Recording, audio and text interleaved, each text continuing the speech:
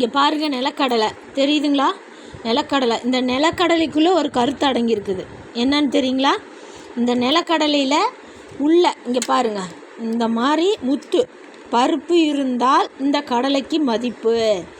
பருப்பு இல்லை என்றால் இந்த தொக்குக்கு மதிப்பு கிடையாது. வெறும் தொக்கு மட்டும் இருந்தால் நம்ம வாங்குவோமா? மதிப்பு இருக்குமா?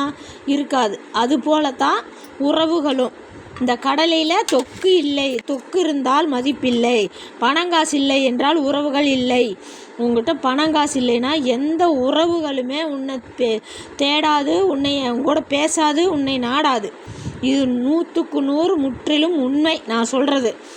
பணங்காசு இருந்ததுன்னா ஃபோனில் பேசுகிறது என்ன, அடிக்கடி வீட்டுக்கு வர்றது என்ன, உறவு கொண்டாடுறது என்ன.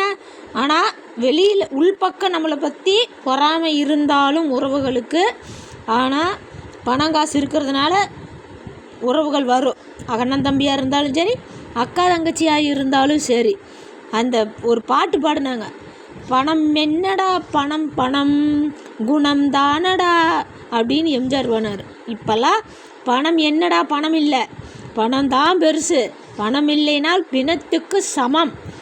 எந்த உறவு முன்னாடியுமோ நம்ம கௌரவமாக வாழணும்னா அதை நல்லபடியாக உழைத்து நம்ம பணத்தை வச்சு உறவுகளை எடை போடுங்க.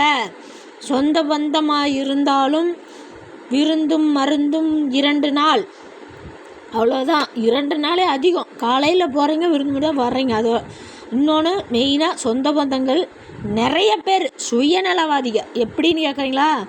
அவங்களோட காரியம் ஆகணும்னா காலை பிடிக்கிறவங்க ஜென்மங்கள், காலை பிடிக்கிற ஜென்மங்கள். அவங்க காரியம் ஆகணும்னா காலை பிடிப்பாங்க. அவங்க காரியம் தாண்டின உடனே வீரியம் பேசுகிற ஆளுங்க எத்தனையோ சொந்த பந்தத்தில் இருக்குதுங்க. இல்லைன்னு மட்டும் சொல்லவே மாட்டேன். நீங்கள் நல்லா நோட் பண்ணி பாருங்கள். அவங்க காரியம் ஆகணும்னா நம்மக்கிட்ட பேசுகிற விதங்களும் சரி, நம்மக்கிட்ட பழகிற விதங்களும் சரி வேறு மாதிரி இருக்கும். அப்படிப்பட்ட சொந்த பந்தத்தையெல்லாம் நம்ம சாப்பாட்டில் கருவேப்பிலை எப்படிங்க, கருவேப்பிலை அதை கூட கருவேப்பிலை கூட சத்து சாப்பிட்றோம். அதை விட மிளகா சாப்பாட்டுக்கு பயன்படுத்துவோம். அந்த மிளகாயை எடுத்து ஒதுக்கி வச்சுருவோம். அந்த மாதிரி அவங்கக்கிட்ட அப்படி ஒதுக்கி வைக்கிற மாதிரி நம்ம நடந்துக்கிறது நம்ம சால சிறந்தது. எப்போவுமே நம்மளோட மதிப்பு மரியாதையும் நம்மளோட அந்தஸ்தையும் யார் முன்னாடியும் குறைச்சிக்கவும் கூடாது, நம்ம தாழ் பணிஞ்சும் போகக்கூடாது.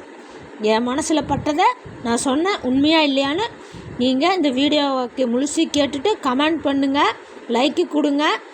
நீங்கள் கண்டிப்பாக உங்கள் லைக்குக்காகவும் கமெண்ட்டுக்காகவும் நான் பார்த்துட்ருப்பேன். மக்களே, யூடியூப் மக்களே,